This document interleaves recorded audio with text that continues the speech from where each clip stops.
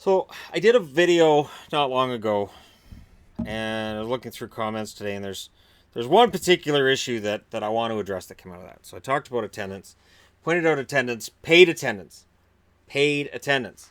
The paid attendance for the Detroit Red Wings currently sits at 19,250 fans per game. Now, people immediately look at that. They watch a Detroit game and they say, he's making up numbers. Why would I make up that number? Why would ESPN make up that number? Why would Hockey Database make up that number? Hockey Database is sitting at 19,505. Paid attendance is one of those things. And, you know, there is some embellishment that goes on there too. Now, I don't know exactly what it is. Either the team pays for tickets. So you may have an owner that looks and goes, geez, we've only got 15,000 tickets sold for this game, but announce it as 19,000.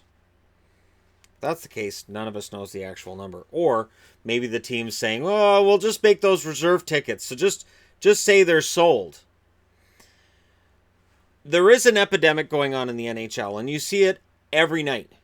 Part of this wonderful landscape now of HD cameras and HD televisions, and we're able to see in crystal clarity when somebody's flipping the bird on the other side of the arena. We can see the seats, and when you've got bright red seats, as some teams do, it becomes really obvious when there's empty seats. But paid attendance, I never said it was accurate. I'm saying this is the numbers. These are the numbers. And this, it's not like the NHL hasn't been accused of cooking books before on other issues, right? When they sit down and negotiate with the players, we lost $10 million last year. Here you go. This book says you made $5 million. Wrong book. Wrong book. Here's the one we wanted you guys to see, because that's what the NHL does. And sports and business does that. You sit down for a negotiation with your boss. Your boss is going to tell you a story about how much money he's not making and how bad things are and how poor everything is. And then as soon as you sign on the dotted line, he'll go out and go, man, we're doing great right now. We had the best quarter we've ever had. The Detroit Red Wings, I don't know what the exact numbers are, but here's where it gets tricky. So for Detroit, I know this is the case in Vancouver, and I know this is the case with Toronto too, and numerous cities. I would imagine in Chicago as well. You're going to have a lot of those lower bowl seats bought by corporations. Companies and corporations are going to own a lot of seats. They're going to buy season tickets. Maybe they use them themselves. Maybe they give them away. Maybe it goes to somebody else that worked with them or did something for them. So it's sort of whatever the reason is, those seats will sit empty. But they're paid for. And this is something I've said before. The NHL doesn't care if you show up. If you buy up the entire lower bowl at a game and you don't show up, they don't care. They still made the money off you. The Detroit Red Wings have a high enough attendance figure with that brand new building that even if let's just say it's 12 or 13,000 fans a game, they'll still make money. And I'm aware they're at the salary cap, and I'm aware that they don't manage the cap very well. It's been a topic of conversation before. But the Wings, I have no doubt in my mind that number is close. But it does get embellished. Absolutely. I have seen, and there are teams that'll do this. It'll go, we have had sellout after sellout for over a decade. You have to ask yourself, really, over a decade? Really? It wasn't a single night that you couldn't sell that last 15 or 20 tickets and you didn't just go, here, we'll buy them ourselves. I'm sure it happens. And I know there's Toronto fans saying, yeah, well, not here. And I agree, Toronto fans will buy anything. Doesn't matter how good or how bad the team is. Leaf fans will show up for anything, which is why you guys got served hot garbage for years, because Toronto fans will just support everything. The tricky part is when we're reporting on attendance, and we're reporting on Florida, we're reporting on Carolina, let's just look back at Detroit. And let's just say, yeah, Detroit's cooking those books. There's no way there's 19,000 fans paid. Not attending. They're not saying how many showed up. That's a completely different number. But paid. Okay? So let's say they're fudging it there. Could Carolina be fudging it at 12,000? Could that actually be a thing? Could it be a thing that a team that's getting 10,000 a game, like the New York Islanders at Barclays, where they should never have been, maybe it's 8,000. Maybe it's 7. We've seen it, right? We've seen where Ottawa will announce we've got 18,000 people, and somebody will snap a picture in the audience and send it out on Instagram or Twitter and say, yeah, not on your life. But that's the attending. Anything the NHL says you're going to have to take with a grain of salt anyways. Anything the NHL reports.